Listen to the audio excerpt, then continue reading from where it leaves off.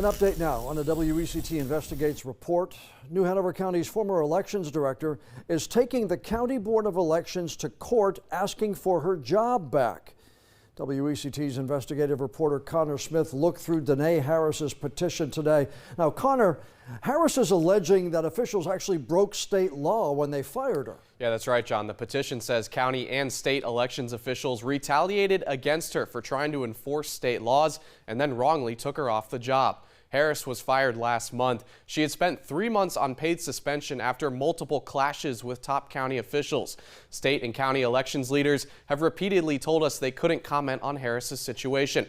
She made various claims over access to the elections building, people improperly accessing her email, and the county's role in elections. Her petition asked the court to reinstate her as elections director. The county and state elections boards both tell me they can't comment on personnel matters. Now, the petition says the state fired Harris for a list of reasons. Those reasons were not previously public. They include not challenging a dead voter's ballot, not following election day procedures, falsely alleging email tampering, making false public statements, and not implementing a proper transition plan.